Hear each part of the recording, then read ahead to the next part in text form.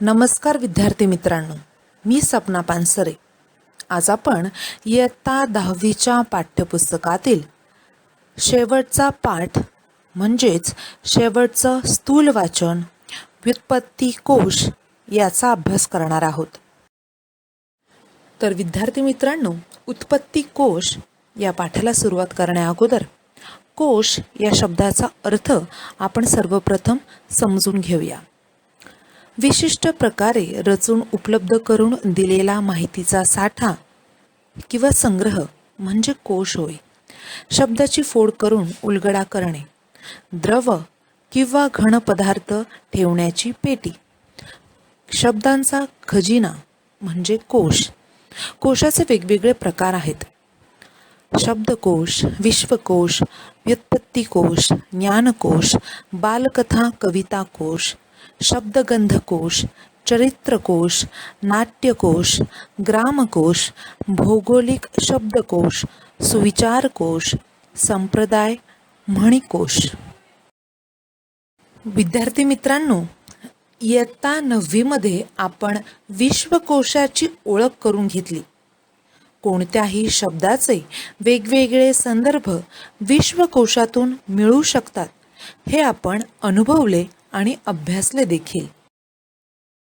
शब्द तयार कसे होतात किंवा कसे तयार झाले असावेत याची उत्सुकता आपल्या सर्वांच्याच मनात असते. शब्दांची उत्पत्ती पाहणे ही भाषा समृद्धीच्या दृष्टीने आनंदीदायी प्रक्रिया आहे. बघा ना विद्यार्थी मित्रांनो, एखाद्या व्यक्तीने आपल्या मुलीचे नाव सई ठेवले. सई हा शब्द संस्कृतमधील सखी म्हणजे मैत्रीण या शब्दावरून आलेला आहे. हे कळाल्यावर त्याला किती आनंद होत असेल. आपल्या परिचयाच्या शब्दांची व्युत्पत्ती कळाल्यावर जो आनंद मिळतो तो विद्यार्थ्यांनाही मिळावा. व्युत्पत्ती कोशाची गरज व महत्त्व कळावे व शब्दांची व्युत्पत्ती अभ्यासाची सवय लागावी. या हेतूने स्थूल वाचन विभागात समावेश असलेला हा पाठ महत्त्वपूर्ण आहे. विद्यार्थ्यांना भाषेच्या प्रवाहात येणाऱ्या अनेक शब्दांच्या उच्चारांचे व अर्थांचे मूळ व्युत्पत्ती कोशाच्या अभ्यासातून उलगडतात. शब्द हा एकच असतो व तो निरनिराळ्या परिस्थितीमध्ये निरनिराळी रूपे धारण करतो व त्या प्रत्येक रूपाला एक किंवा अनेक अर्थ प्राप्त होतात. हे विद्यार्थ्यांना समजणे हा या पाठाचा उद्देश आहे. पाठाला सुरुवात करण्या अगोदर व्युत्पत्ती कोश या पाठाचा समावेश करण्याचा उद्देश पुन्हा एकदा थोडक्यात आपण समजून घेऊया. व्युत्पत्ती कोशाची गरज आणि महत्त्व. व्युत्पत्ती म्हणजे शब्द कसा, केव्हा, कोठे निर्माण झाला हे अभ्यासणे. व्युत्पत्ती कोश हाताळायची सवय लागणे. शब्द एक पण त्याचे अर्थ मात्र वेगवेगळे. अनेक अर्थ प्राप्त होतात हे समजून घेणे. शब्द एक पण निरनिराळ्या परिस्थितीमध्ये निरनिराळी रूपे धारण करतो हे समजून घेणे. विद्यार्थ्यांच्या शोधवृत्ती, निरीक्षण क्षमता, जिज्ञासा, कुतूहल इत्यादी कौशल्यांचे विकसन करणे किंवा त्या कौशल्यांना विकसित करणे. शब्दांची व्युत्पत्ती पाहणे ही भाषा समृद्धीच्या दृष्टीने आनंदीदायी प्रक्रिया आहे. हा आनंद विद्यार्थ्यांना मिळवून देणे हे या पाठाचे सर्वात महत्त्वाचे उद्देश आहेत. व्युत्पत्ती कोशाचे कार्य. मराठी भाषेतील प्रमाण व बोली शब्दांचे मूळ दाखवणे. उदाहरणार्थ, जिमीन जमीन, दिवस, काटवट, परात. भिन्न भिन्न समाजात वेगवेगळ्या कारणांनी शब्दांच्या अर्थाच्या अंगानेही बदल संभवतात.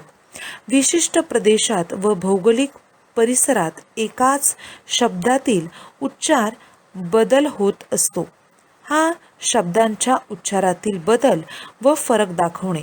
उदाहरणार्थ, वीणा शिवाय, वीणा वाद्य, दीपावली दीप, दिवाळी दिवा, पाणी जल, पाणी हात. भाषेमध्ये इतिहासाच्या दृष्टीने फरक होत असतात. भिन्न भिन्न काळात जे शब्दात बदल होतात त्या शब्दांचे कारण स्पष्ट करणे. उदाहरणार्थ, आग, अग्नी, अग्गी, हात, हस्त, भाऊ, भ्राता. सर्वप्रथम आपण संवाद वाचूया आणि नंतर त्यामधील अर्थ समजून घेऊया. हा संवाद आहे राधा आणि आई या दोघींमधला. राधा: आई, हे काय आहे ग कोपऱ्यात?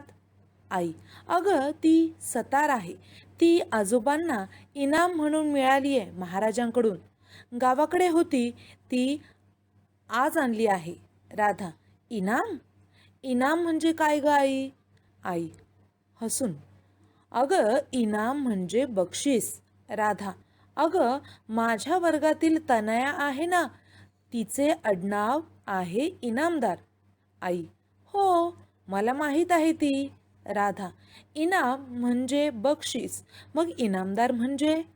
आई: कसा झाला असेल ग हा शब्द तयार? आई: थांब, आजोबांच्या खोलीत मराठी व्युत्पत्तिकोश आहे, आपण पाहूया त्यात इनाम शब्द कसा तयार झाला असेल. त्याची उत्पत्ती आपल्याला त्यात सापडेल. इनाम: कायमची देणगी, मोफत वतन. बक्षीस.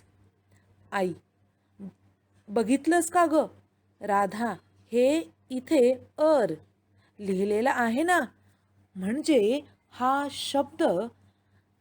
हा अरबी भाषेतला शब्द आहे. आता आपण दार हा प्रत्यय शोधू. दार स्वामित्वदर्शक फारसी प्रत्यय. बघ, दार हा फारसी प्रत्यय असलेला शब्द आहे. दार हा फारसी प्रत्यय आहे.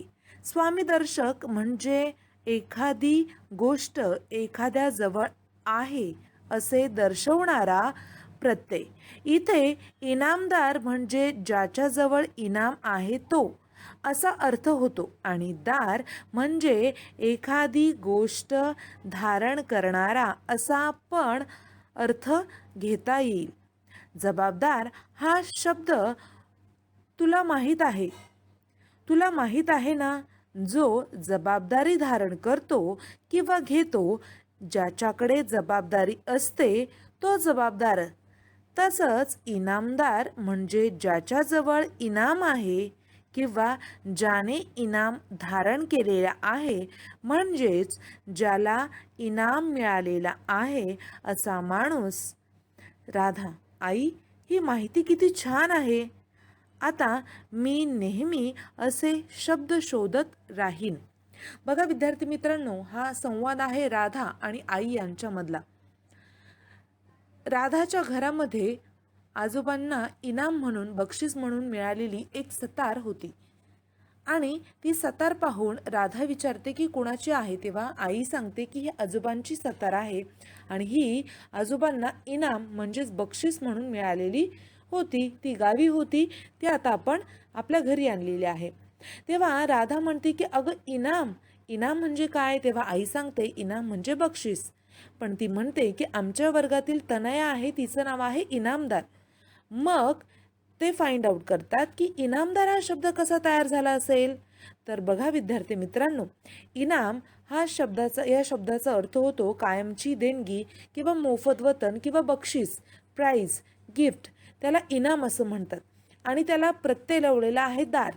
इनाम हा शब्द अरबी भाषेतला आहे आणि दार या प्रत्ययाचा अर्थ होतो एखादी गोष्ट एखाद्याजवळ असणे आणि दार हा फारसी प्रत्यय आहे.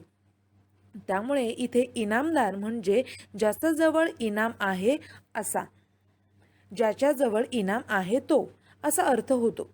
आणि दार जोडल्यामुळे एखादी गोष्ट धारण करणारा असा पण त्याचा अर्थ होतो असं आई सांगते. कुणाला?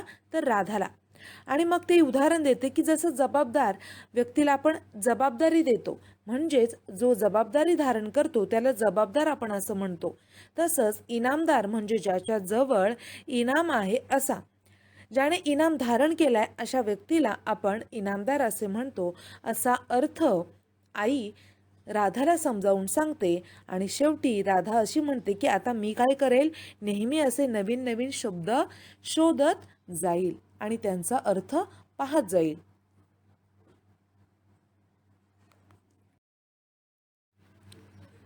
व्युत्पत्ती म्हणजे शब्दाच्या अर्थाचे किंवा शब्दाच्या मुळाचे ज्ञान. एखाद्या शब्दाच्या मुळाविषयी माहिती देणं म्हणजे व्युत्पत्ती सांगणं.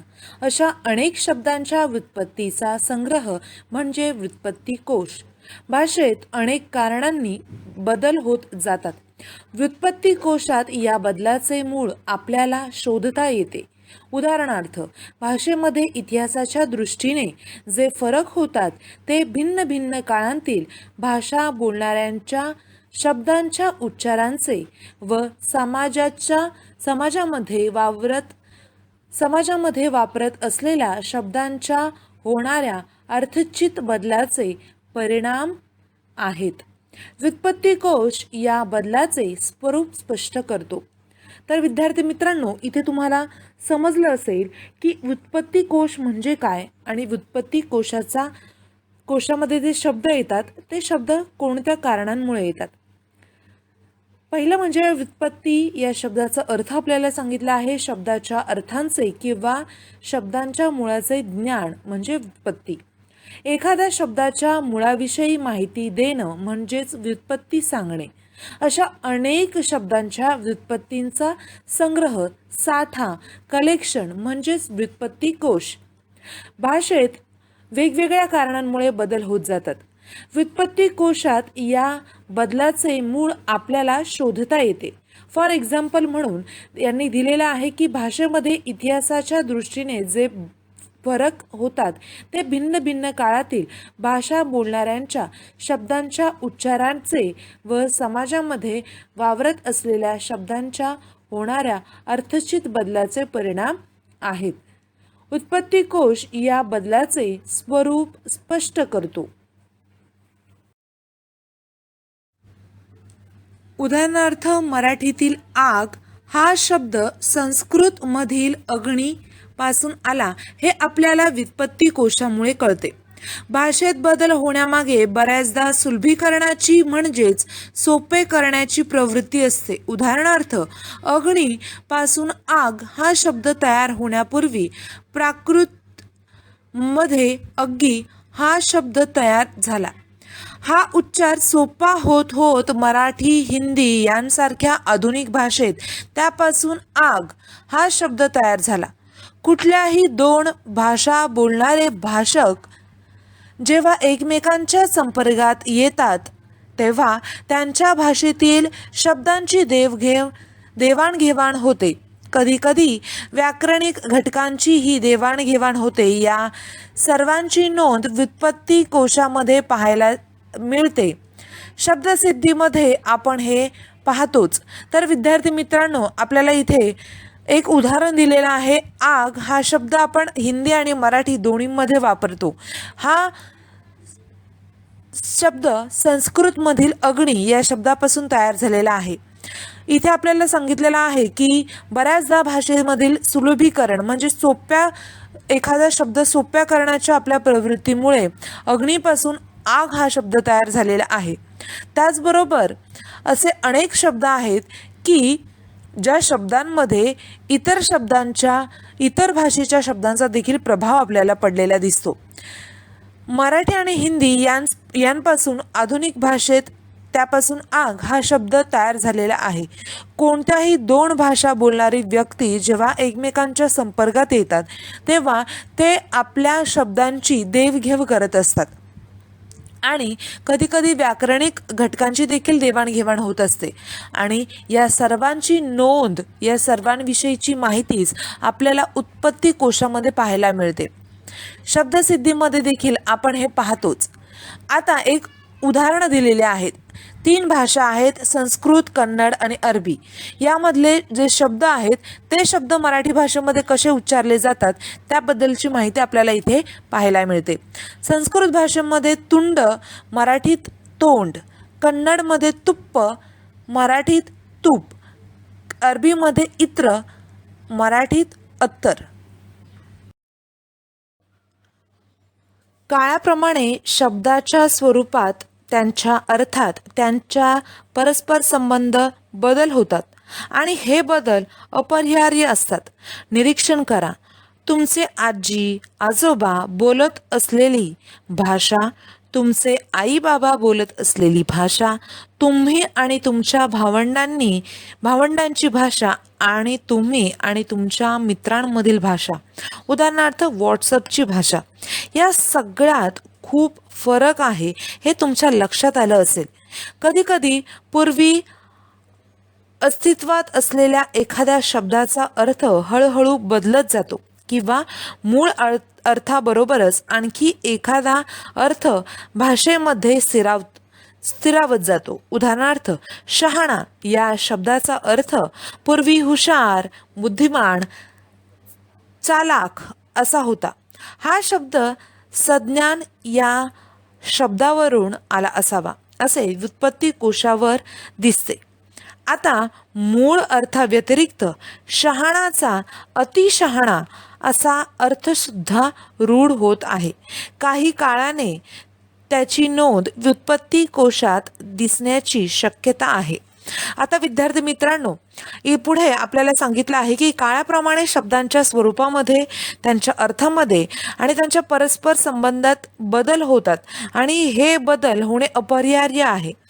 आपण जर निरीक्षण केलं तर आपले आजी आजोबा जी भाषा बोलत आहेत, आपले आई बाबा जी भाषा बोलत आहेत, आपण जी भाषा बोलतो, आपले भावंड जी भाषा बोलतो किंवा आपण आणि आपल्या मित्रांबरोबर आपण जी भाषा बोलतो, व्हॉट्सअपवरती जी आपण चॅटिंग करतो, या सगळ्यांमध्ये, त्या सगळ्या व्हॉट्सअप चॅटिंगमध्ये, या सगळ्यांमध्ये आपल्याला खूप फरक जाणवतो आणि हा फरक आपल्या लक्षातही येतो. कधीकधी पूर्वी अस्तित्वात असणारे काही शब्द हळूहळू बदललेले आपल्याला जाणवतात किंवा त्यांचा अर्थ देखील बदललेला आपल्याला जाणवतो.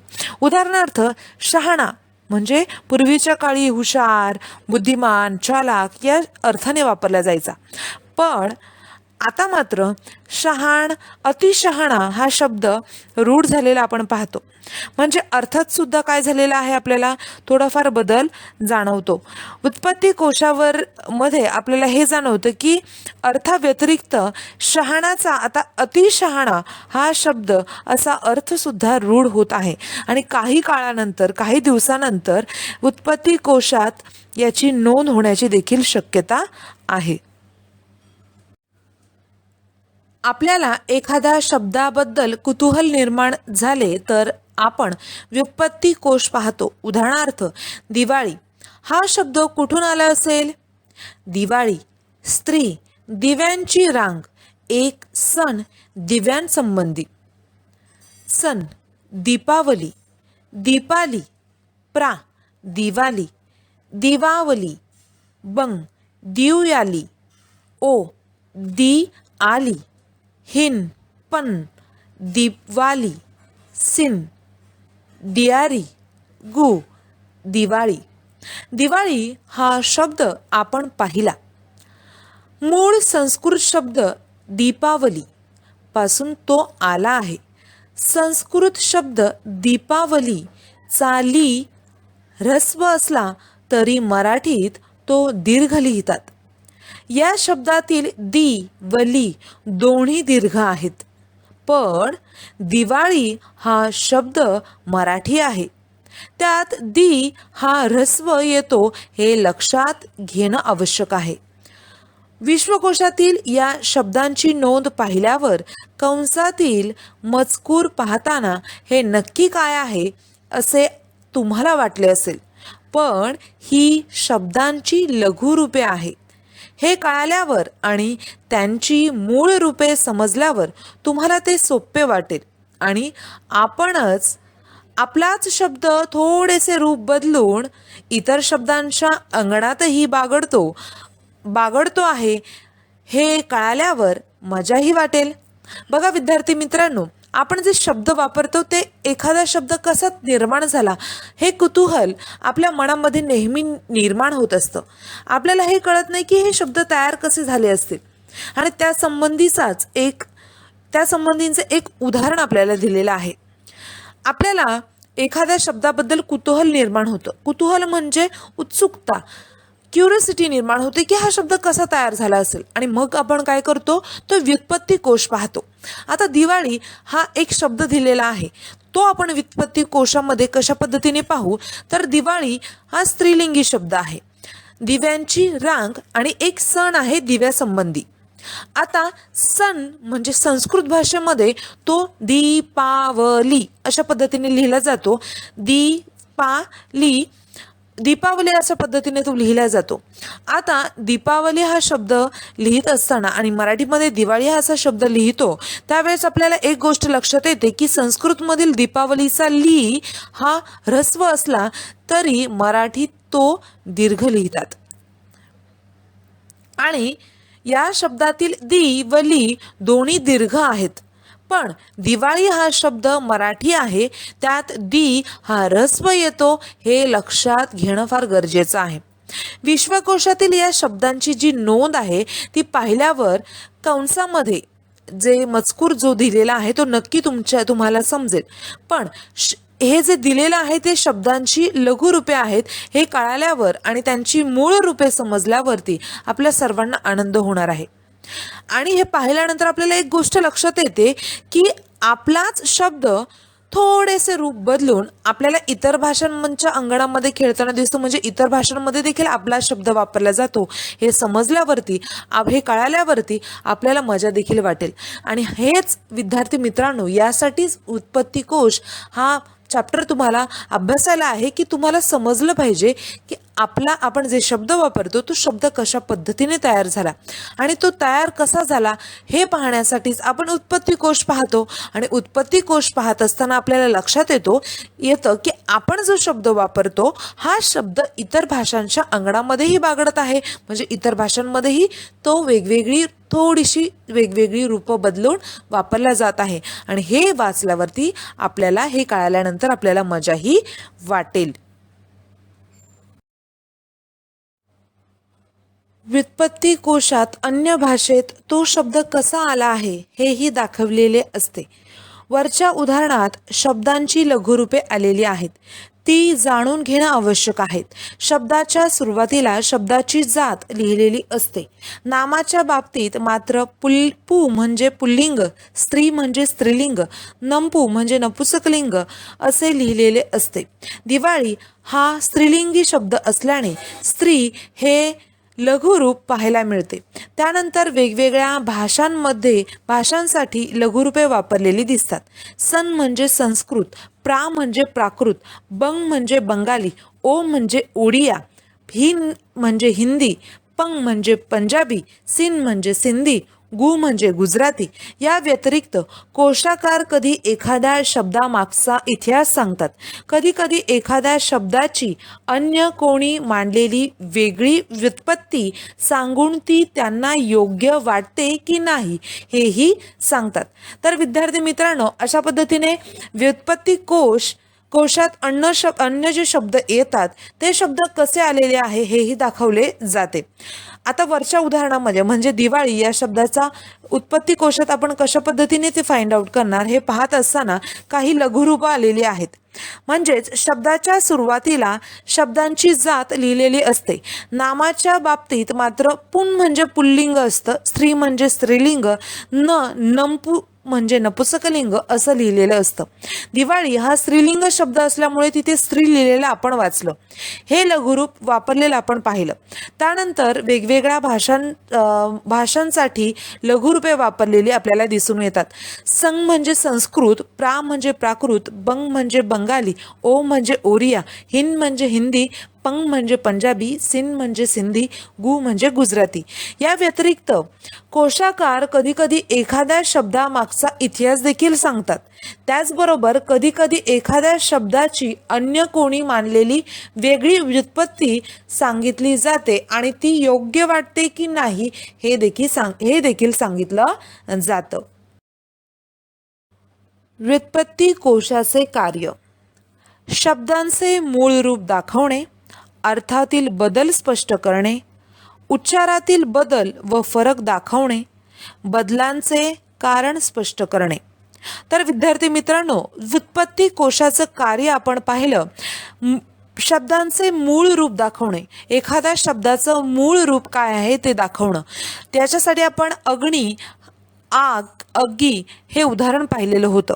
अर्थांतील बदल स्पष्ट करणे, एखाद्या शब्दामध्ये झालेला बदल, अर्थानुसार झालेला बदल देखील आपण उदाहरणाच्या साहाय्याने अभ्यासला. उदाहरणार्थ शहाणा आणि नंतर अतिशहाणा हा शब्द आपण वापरतो, तर हा अर्थातील बदल आपल्याला इथे उदाहरणाच्या साहाय्याने स्पष्ट केलेला आपण अभ्यासला.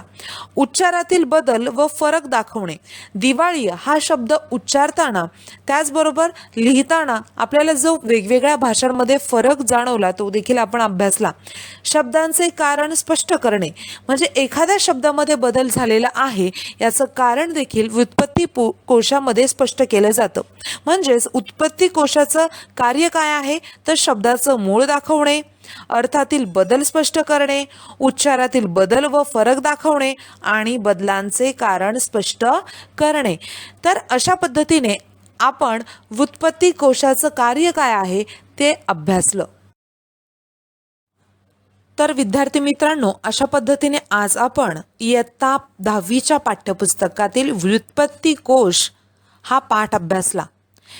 या पाठामध्ये आपण व्युत्पत्ती कोशाची गरज आणि महत्त्व काय आहे हे अभ्यासलं. शब्दांची व्युत्पत्ती म्हणजे शब्द कसा, केव्हा, कोठे निर्माण झाला हे देखील अभ्यासलं. त्याचबरोबर व्युत्पत्ती कोश हाताळण्याची सवय आपण लावायला हवी आणि ती लावण्यासाठी एक उदाहरण तुम्हाला इथे दिलेलं आपण अभ्यासलं. राधा आणि आई यांचा संवाद आपण ऐकला, वाचला आणि तो समजून देखील घेतला. शब्द एक पण त्याचे अर्थ मात्र अनेक अर्थ प्राप्त झालेले असतात हे देखील आपण शिकलो.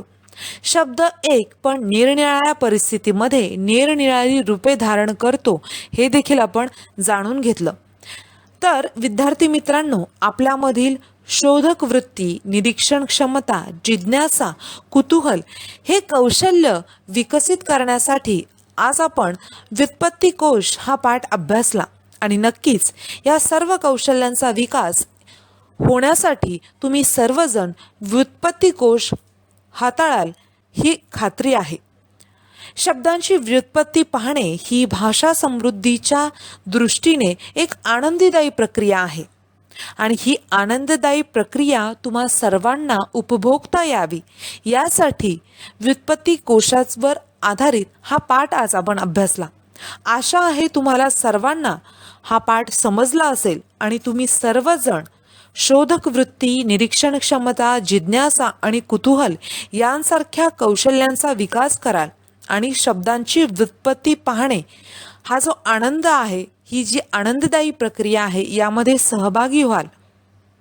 धन्यवाद.